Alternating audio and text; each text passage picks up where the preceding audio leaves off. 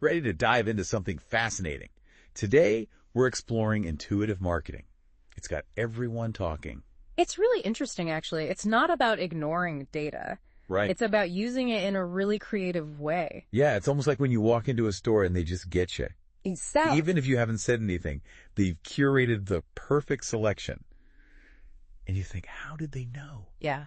That's the power we're going to unpack today. I know. We've got articles from Steve Jenko and Charlie Grinnell. Oh, great reads. A LinkedIn piece, even a story from the fashion world. See, that's what I love. It applies everywhere. Different industries, amazing results. Speaking of, Steve Jenko's got these 5 principles, and one in particular.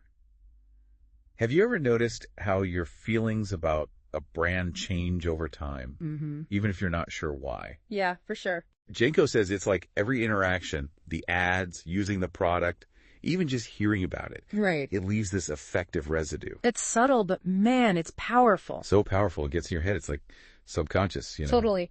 Those associations, they shape how we see brands, and in the end, what we buy. It's true. Jenko gives this example, this big retailer. Couldn't connect with a certain demographic. No, I've heard of this one. They're spending on marketing, no results. It happens all the time. And it turns out, their ads, they were triggering bad memories for people. You're kidding? Not kidding. The colors, the images, even the language. Yeah. It reminded people of a competitor, one that let them down in the past. Wow, the subconscious is wild. Isn't it? But here's the thing. They used data, they found those hidden associations and flipped the script. Changed the message, the visuals. Suddenly, they're speaking directly to their audience. There you go. It's amazing. Yeah. Data revealed the problem. Intuition fixed it. See, it's both data and intuition. Exactly. It's finding that sweet spot in the middle. That's where it all comes together. That's the magic. Speaking of magic, Charlie Grinnell. Informed intuition. The best decisions. They come from this place where data guides our gut. Love that. He was at Red Bull. They discovered something. Raw videos, unpolished, they were outperforming their fancy productions. Wait, really? I know, right? It's like the opposite of what you'd think. Like, break. they found this hidden truth. Data can do that, huh? Challenge everything we think we know. So how'd they find it? Well, they were looking at how their videos were doing, and the numbers were clear. Those raw, authentic videos, people loved them, way more engagement. So their audience was basically saying, keep it real. Exactly. And the best part, Red Bull listened, handed it over to the creatives, said, go make something amazing. And I bet they did. They did. Whole campaign, those raw videos, huge success. That's what I'm talking about. Trusting your gut, but backing it up with data, logic, and creativity. Do you think intuition is something we're born with, or do we learn it? $1 million question, right? Luckily, we've got Ava Carmichael's story. Went from fashion designer to a digital marketing whiz. Fashion and digital marketing again. What's her take? She says everyone has intuition. Everyone. Everyone. But not everyone listens to it. Like a muscle, you know, the more you use it, the stronger it gets. So you don't have to be born with it. Not at all. It's about tapping into what's already there. Carmichael talks about quieting the noise.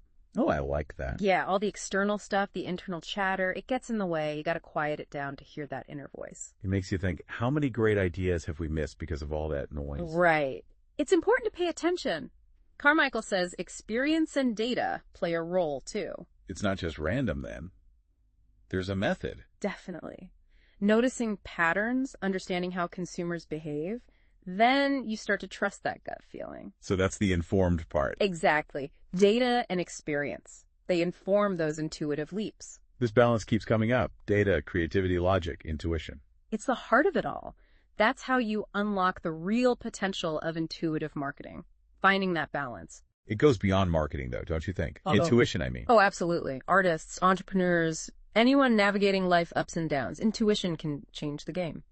We were talking about how these principles apply across industries, right, like with Ava Carmichael and fashion. Are there any common threads, things that successful intuitive campaigns share? Good question. I think a big one is authenticity, that genuine connection. Remember Denise Olivas' LinkedIn article? Traditional marketing, it often stays on the surface. But intuitive marketing, it digs deeper. It's like trendy versus timeless. Exactly. Intuitive marketing, it taps into those human truths, the values, the dreams that connect us. And that's more important than ever, especially now. There's so much marketing noise out there. It's true. And consumers, especially younger ones, they can spot a fake from a mile away.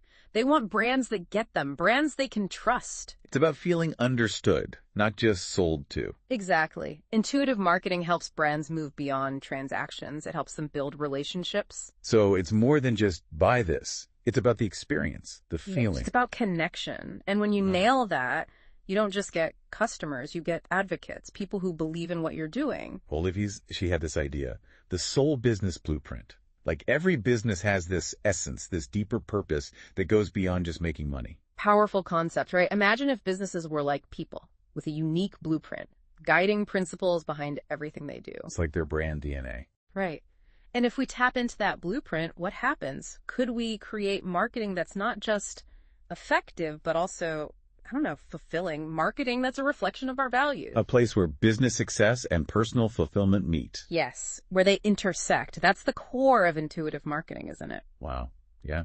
It's about building something real, something that means something, not just more sales. It's a partnership, brand and customer on a journey together. And that starts with the soul business blueprint. But how do we find it? It sounds kind of, I don't know, mystical. It does, doesn't it? But there are practical things businesses can do. Start by asking the big questions. Why does this business exist? What matters to it? What's its purpose? Going back to the beginning? Exactly. That initial spark, that passion. Remember that and look inward. What values are at the core of this business? A business doing self-discovery.